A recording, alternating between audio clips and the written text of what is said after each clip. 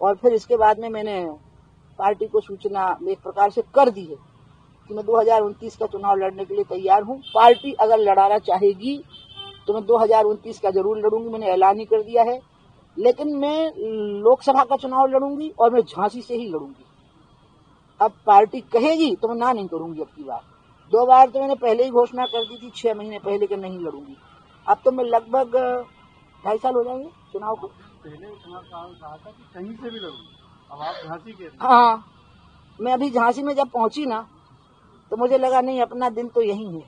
अब मैं झांसी से एक प्रकार से आपको पता नहीं है, आप छोटे हो, झांसी और खजुराहो से डबल सीट से सांसद रही हूँ जब राजेंद्र जी वहां से चुनाव लड़ते थे। तो राजेंद्र अग्निहोत्री जी, और वो हार गए जब मैंने वहां से चुनाव लड़ना बंद कर दिया। तो क्योंकि वो मुझे कहते, और हमीरपुर भी उसमें शामिल रहता था, झांसी हमीरपुर बांदा ये क्लब्ड हो जाते थे।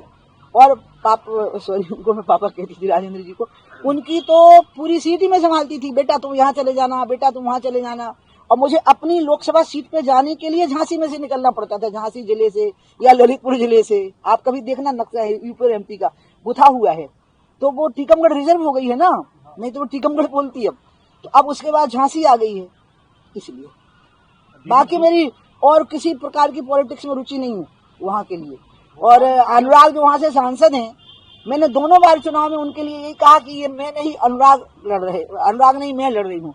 अब मैं बोलने वाली हूँ कि मैं ही लड़ रही हूँ। मुझे झांसी की प्रियता के बहुत सारे कारण हैं। उसका कारण है मेरी जन्मभूमि के करीब होना। मेरी जो गांव है वो टीकमगढ़ लोकसभा में आ गया है, तो मेरी जन्मभूमि के करीब है झांसी। दूसरा, आज जो चीजें वहां आ गई हैं, डिफेंस कॉरिडोर का हेडक्वार्टर ही झांसी बन गया। निर्मला ने मेरे ऊपर बड़ी मेहरबानी करी, क्योंकि डिफेंस कॉरिडोर में तो कानपुर भी था, चित्रकूट भी था, लेकिन मेरे मतलब विशेष अनुरोध पे योगी जी ने और निर्मला जी ने मिलकर फैसला किया कि झांसी में होगा। झांसी विकास की बाट जो रहा है।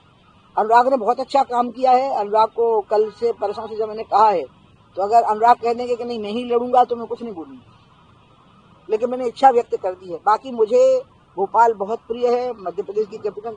लेकिन मैं आपको एक बात बताऊं, पॉलिटिक्स जो टर्निंग पॉइंट होता है ना किसी का, वो खुद व्यक्ति खुद होता है, उसका स्थान नहीं होता है टर्निंग पॉइंट।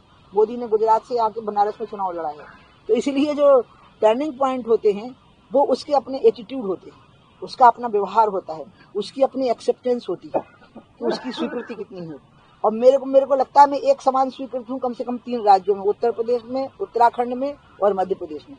तो इसलिए मैं वैसे तो पूरे देश में हूँ, बल्कि आपको मैं बताऊँ, आप हंसना नहीं, हाँ, मैंने पिछले चुनाव में 2014 के कहा था कि देखो आपको लड़ाना ही, तो मैं कह रही थी कि लड़ाओ मत, गंगा का काम बिगड़ जाएगा और मुझे 5 साल और काम कर लेने दो। जो अब मुझे जाके मैंने जबरदस्ती लिया वो 5 साल का सबक। मैं तो कन्याकुमारी से लड़ना चाहती थी, और उन्होंने कहा कि इधर केरल, इधर तमिल बोलते हैं, उधर मलयालम। मैंने कहा आप मुझे 5-6 महीने का समय है, मैं सीख लूंगी भाषाएं, थोड़ी बहुत बोलने लग जाऊंगी, फिर पूरी सीख जाऊंगी।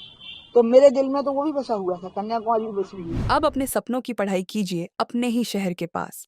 सागर शहर से मात्र 12 मिनट की दूरी पर स्थित है ज्ञानवीर विश्वविद्यालय, जहां आपको मिले सुविधाजनक बस सेवा, आधुनिक कैंपस इंफ्रास्ट्रक्चर, अनुभवी शिक्षकगण और एक उज्जवल करियर की गारंटी। यहाँ उपलब्ध है प्रमुख पाठ्यक्रम जैसे management, pharmacy, agriculture, engineering, law, fine arts, hotel management, संगीत और नृत्य, पत्रकारिता और जनसंचार, परफॉर्मिंग आर्ट्स, जनरल कोर्सेज, शारीरिक शिक्षा, योग, पीएचडी सभी विषयों में। नए सत्र के लिए प्रवेश प्रारंभ हो चुके हैं। अधिक जानकारी के लिए संपर्क करें 977 0 522 117 या 977 0 523 279।